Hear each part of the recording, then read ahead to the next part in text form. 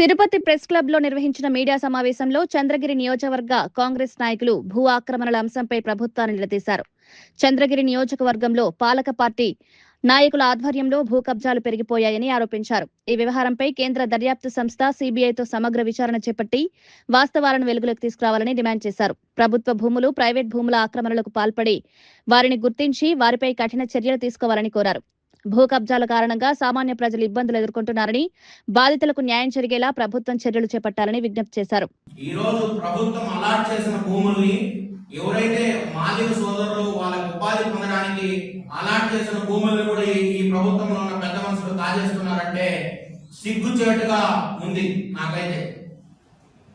మీరు భూములు ఎక్కడ వివాదం లేదు, చంద్రగిరి నియోజకవర్గం ప్రశాంతంగా ఉంది అని ఎమ్మెల్యే గారు చెప్పుకొని తిరుగుతున్నాడు.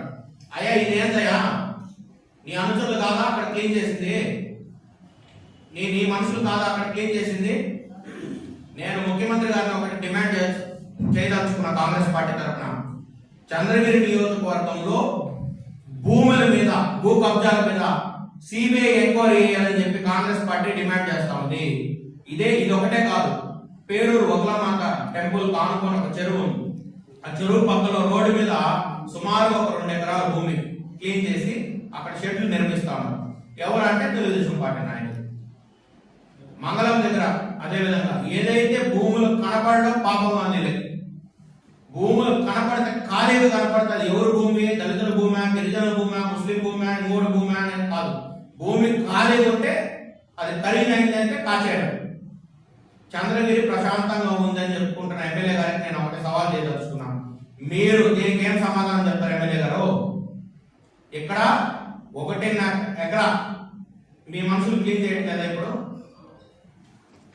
ఈరోజు ఎవరైతే మాదిగ సోదరులు కాంగ్రెస్ పార్టీ ఇచ్చిందో ఈ భూమి, లెదర్ డెవలప్మెంట్ కార్పొరేషన్ అనే కార్పొరేషన్ పెట్టి ఆ ఉత్పత్తులు, లెదర్ సంబంధించి ఉత్పత్తులు మ్యానుఫ్యాక్చర్ చేసుకొని మార్కెటింగ్ చేసుకోవడానికి ఒక ఆఫీసు, ఇన్ఫ్రాస్ట్రక్చర్ 6 ఎకరాలు కేటాయించి, ఆఖరికి దాన్ని కూడా వదిలిపెట్టే పరిస్థితుల్లో మీరు లేరు అంటే చంద్రగిరి నియోజకవర్గం ఎక్కడికి పోతామండి? ఏం చేయాలనుకున్నారు మీరు? ఇదే పని కట్టుకొని ముఠాలను ఏర్పాటు చేసుకుని ఒక బ్యాచ్ రౌడీలు, ఒక బ్యాచ్ రెవెన్యూ వ్యవస్థ, ఒక బ్యాచ్ మీరు రాజకీయం, మీ అండలతో కాకుండా భూ ఆక్రమణలు ఎవరు చేయగలుగుతారు? అక్కడ కేవలము ఒక ఎంఆర్ఓ, వైఎస్ఆర్ కాంగ్రెస్ పార్టీ వాడు చెప్పినా వినడు, కాంగ్రెస్ వాడు చెప్పినా వినడు, ఎవరో వాళ్ళ కూటమిలో ఉన్న బీజేపీ మనోహర్ చెప్పినా వినడు, పురుషోత్తం నాయుడు ఇన్ఛార్జ్ పురుషోత్తం నాయుడు చెప్పినా వినరు. మీరు చెప్తే గానీ ఎంఆర్ఓ కలిగే పరిస్థితి లేనప్పుడు ఇక్కడ కళ్ళు మూసుకొని ఉంటే ఎకరాల భూములు కొట్టేస్తుంటే ఎవరు బాధ్యత దీనికి?